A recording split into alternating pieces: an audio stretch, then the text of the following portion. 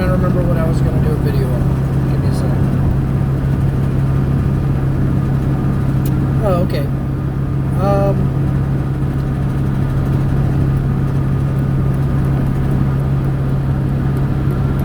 Sorry, guys.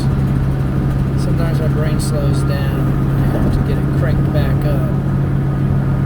I want to talk about legal and lawful again. I know I've talked about this before. I just kind of want to run back through it because my channel is Shadow Man, so not a lot of people see my videos. So the only way I can really combat that is just pound away at it. Just keep putting the same message out. And maybe I'll say something a little different this time than I did the last time. And maybe you'll pick up on it or understand it a little more clearly. So legal versus lawful. So God created the law, right? And the devil counterfeited the law with a legal system. And what's funny is you'll hear Christians, Baptists, especially Baptists, but it's really all so-called Christian faiths. They will say, we're not under the law, right? We're not under the law. As if you don't have to obey God's law. But those same people will say you're a sinner if you don't wear your seatbelt. If you speed, if you run through stop signs, whatever it is. If you don't support the police, if you say the police are bad, they go, oh no, no. They will act like it's not a burden to obey the devil's version of law, which is a legal system that comprises of judges dressed like priests, attorneys who swear an oath to an organization outside of the United States or this government, or whatever it is.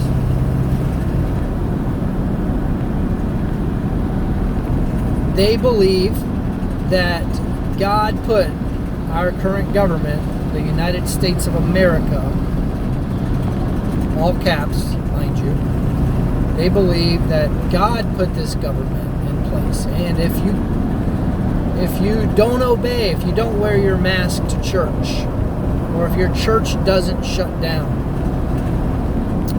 then you are a sinner. You're committing a grave sin. So, on one hand, like I was saying, they don't believe in the law, in God's law. Now, if you even try to say you have to keep the Sabbath, or you can't eat pork, oh my goodness, you're a heretic. You're a heretic. And you're legalistic. They call you legalistic for wanting to obey the law, but don't call themselves legalistic for thinking you should obey the legal system. It's crazy. So they don't really understand the difference between lawful and legal. So lawful is like the laws of gravity, or the laws of attraction, or all these various laws in the universe that say if this happens, then this will happen. You can't change law. It's absolute. When God created everything and He gave everything laws, He set it all in motion, and it can't be changed, it can't be adjusted. It's absolute. Legalities are not absolute. You may vote a politician to power today, and he might sign a bunch of executive orders or pass a bunch of bills or write a bunch of ordinances or statutes. And those may change in 10 years from now when a new politician comes into power.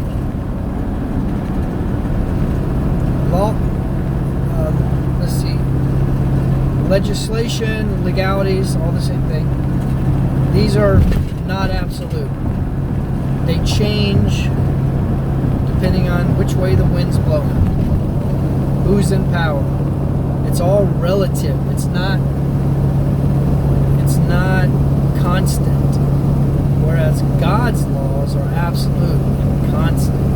They can never change.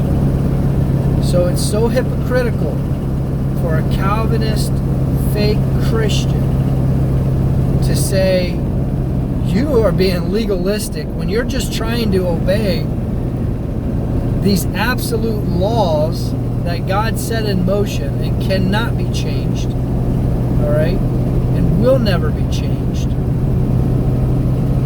But at the same time, they're truly the legalistic ones that believe you can obey every jot and tittle of legislation.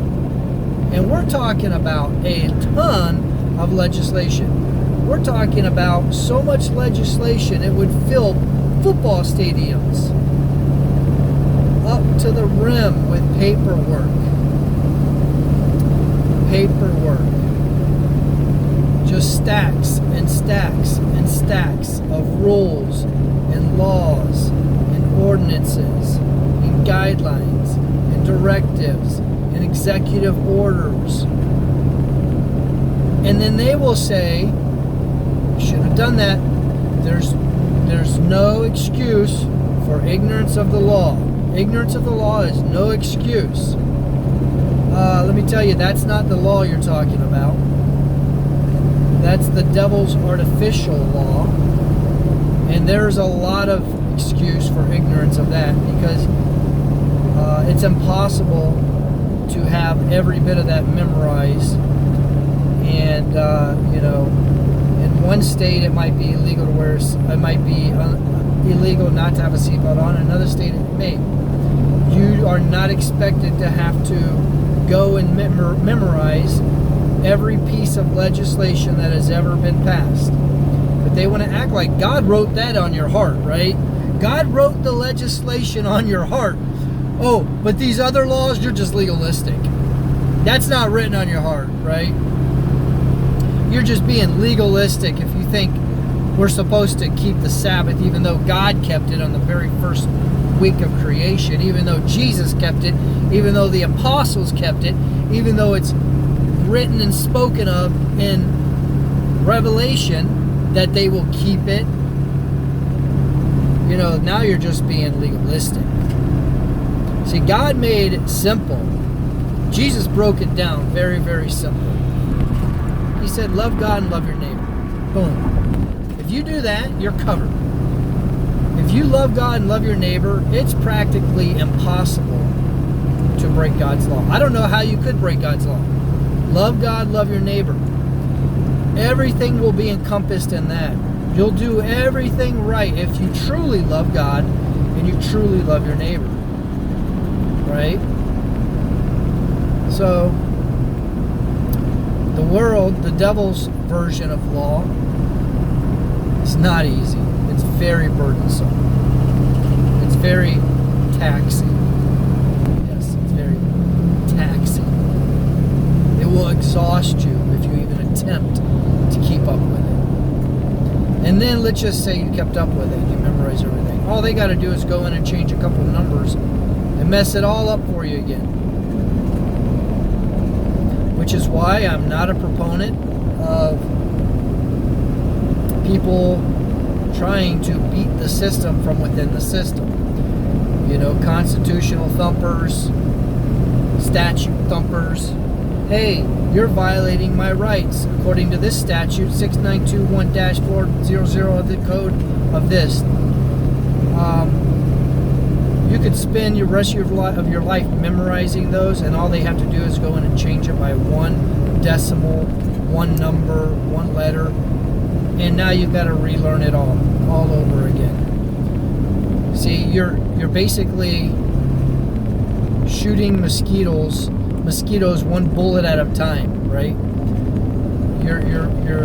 It's a losing battle. My method is more of a blanket. Instead of shoot each law, it's like a blanket. You cover it all, or you gas it all, or you destroy it all, you fumigate it all.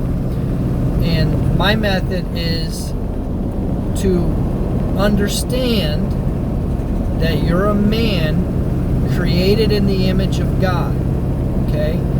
And under the legal system, you're not recognized as a man, you're recognized as a citizen.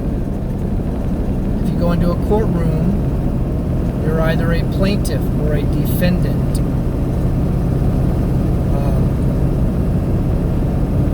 Whereas my way of doing things, if I go into a courtroom, I am not a defendant. I am a man created in the image of God, and I only understand when the judge says, "Do you understand?"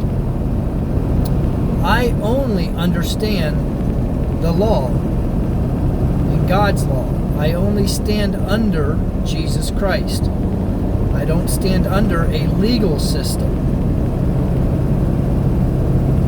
So, when I'm asked if I understand,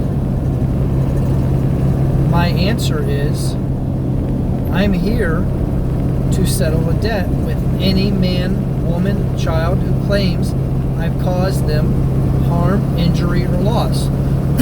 Well, sir, we've got a speeding ticket here where you sped, and we just want to know, how do you plead? Innocent, not guilty, whatever.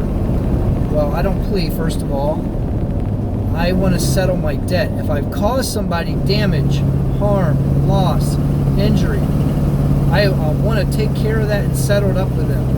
So please point me to my accuser. Who is my victim, so I can address them? Hey, it's law that, and this is just natural law, okay? It's known in nature. If somebody accuses you, you have a right to face your accuser. You see it a lot of times in, like, when people call anonymously and turn people in. Oh, the neighbor's beating their children, or HOAs like to do it. Oh, they built a shed in their backyard, right? And then they come and confront you, and it's like, well, who's my accuser? Well, it's anonymous. We can't tell you. See, that's legal. Lawful says you have a right to face your accuser.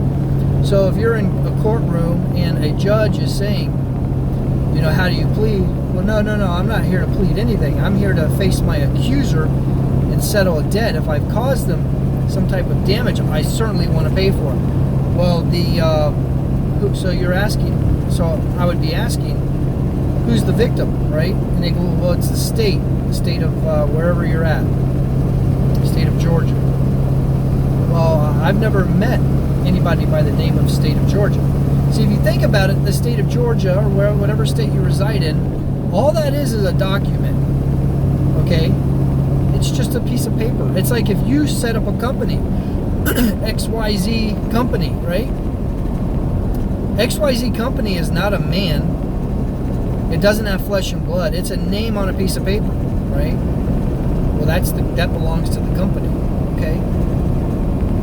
The same thing with a state. It's just a name. It's a corporation, actually. So the United States of America, in all caps, is a corporation. You'll notice your name on your Social Security card, all caps. It's a corporation. You'll notice the name of the state of Florida, all caps. That's a corporation. United States of America, all caps. It's a corporation. That's going to lead me over to here. So what I want to say right now is, the United States of America, as originally founded by our so-called founding fathers, a lot of who were, Masons and part of the Illuminati and all that. But at the same time, even back then, there's a lot of good ideals about being able to protect yourself and defend yourself and have rights to privacy. The only issue I take with that is I don't need 16 men from 300-400 years ago telling me what my rights are, right? Those 16, however many men signed that piece of paper, it got nothing to do with me. This is my time on Earth. But I want to get back to the United States of America. So what they found, when they founded that, when that was established and that document was created that so many people believe gives them their rights, the United States of America wasn't a corporation, okay? It was a republic. And people would pledge allegiance all the time to this republic of the United States. At some point in time, there's people that are have a lot more knowledge on this than I do. I don't know if it was 1913 or what, but at some point in time, a corporation was created called the United States of America. And it was a very clever move through sleight of hand that they just took this United States of America, right, that was here, and the Republic, and they replaced it, okay, and this part went behind the back, and they replaced it with a corporation that is not a republic, okay? Now they call it a democracy, and a democracy will always lead to socialism, because what a democracy does is that allows the majority to be in control. In a republic, the majority is not in control. You could have 99% of the people saying, we want masks, right? We want a mask mandate. And 99% of the people could vote on it, but in a republic, that last 1% still has their personal freedom not to wear a mask. In a democracy, if 51% of the people, or 50.0001% of the people, say we want a mask mandate, then the other 49.999% fall under that mandate to have to wear a mask, regardless of what their personal wishes are. All right. So hopefully I'm making some clarity on this. Also, when you say I pledge allegiance to the flag of the United States of America, to the Republic, you're pledging allegiance to this United States of America that basically is not this that I talked about. It's not the United States of America, the corporation. That's not what you're pledging your allegiance to. All right? So when you say I pledge allegiance, and then you go out and you say you have to obey our government, and you're a sinner for not wearing your seatbelt and all these things, then basically you're breaking your oath. Because when you're pledging allegiance, you're taking an oath. Furthermore, you should never have to take the same oath more than once. You've said it, you've done it, right? So if you're in a courtroom and you swear you're going to say the truth and all that, you don't have to say I swear I'm going to tell the truth between each question. You've done it one time, that's it. You don't have to continually get up and say it over and over, because every time you say it again, you're basically taking away from the other times that you've said it. Like my word is so shaky that I have to reiterate this oath over and over and over. No, you don't have to. You've done it once, you've said it once, that's it. I quit saying I pledge allegiance. I said it when I was a youth in elementary school. I've said it as an adult.